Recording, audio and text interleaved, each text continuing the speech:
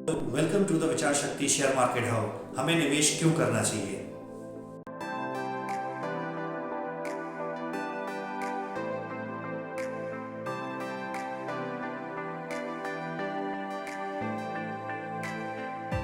नमस्कार दोस्तों, आज का वीडियो इस प्रश्न पर है कि हमें निवेश क्यों करना चाहिए, किस लिए करना चाहिए, क्या निवेश करना हमारे लिए सही है।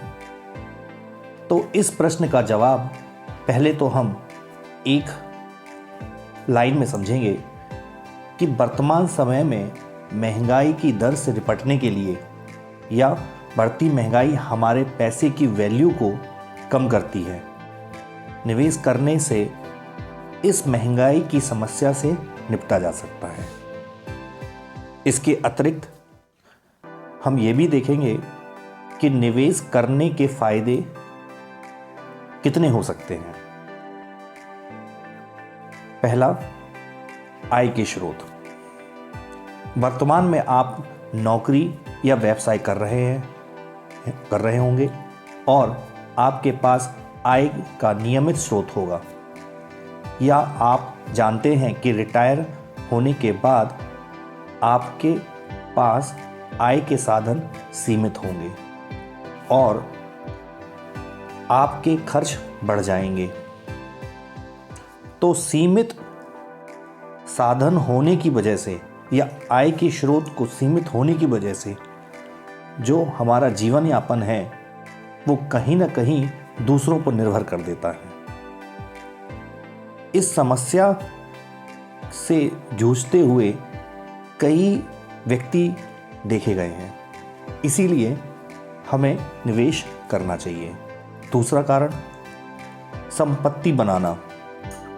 भविष्य की ज़रूरतों के लिए लोग छोटी मोटी बचत तो कर लेते हैं, लेकिन बचत और निवेश का सही तरीका पता नहीं होने की वजह से वे महंगाई के जाल में फंस जाते हैं। अगर आप निवेश में अनुशासन बनाए रखें तो आय का अच्छा सोर्स हो सकता है। तो यहाँ पर हमें ये क्लियर होना चाहिए कि बचत और निवेश में एक अंतर होता है। बचत कहीं ना कहीं हमारे पैसे की वैल्यू को कम करता है, तो बचत से ज़्यादा हमें निवेश पर ध्यान देना चाहिए, क्योंकि निवेश से हमें एक आकर्षकपूर्ण रिटर्न मिलता है। For example, equity mutual fund में नियमित निवेश कर लंबी अवधि में अपने वित्तीय लक्ष्य को हासिल कर सकते हैं।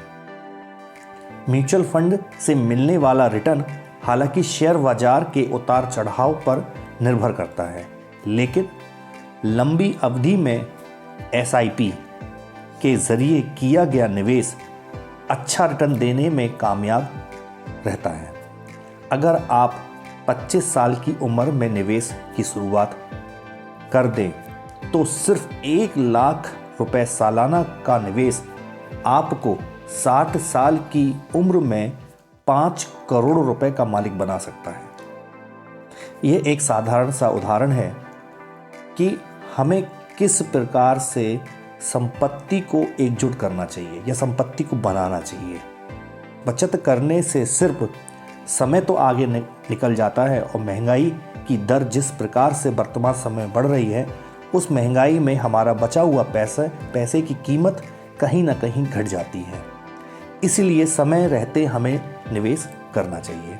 तीसरा कारण, हमने ये भी देखा है कि रिटायरमेंट प्लानिंग में अक्सर देखा गया है कि रिटायरमेंट के लिए बचत और उसका बेहतरीन रिटर्न वाले विकल्प में निवेश जरूरी है।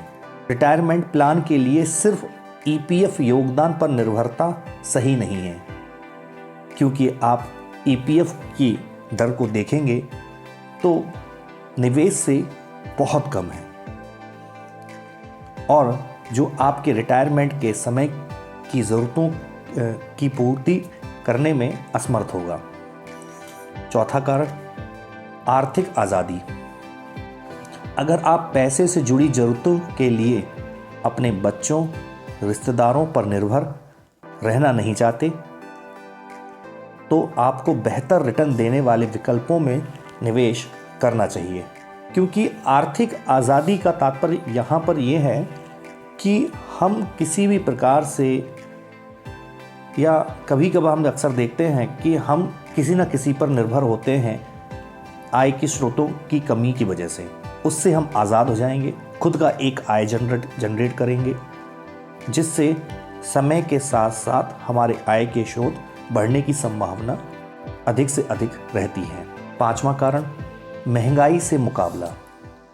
अगर आप निवेश के सही विकल्प चुनते हैं तो महंगाई की औसत दर के बाद भी कुछ सालों बाद आपके हाथ में आपकी ज़रूरत के लायक पैसे आते रहेंगे और आपकी पूंजी बची रहेगी।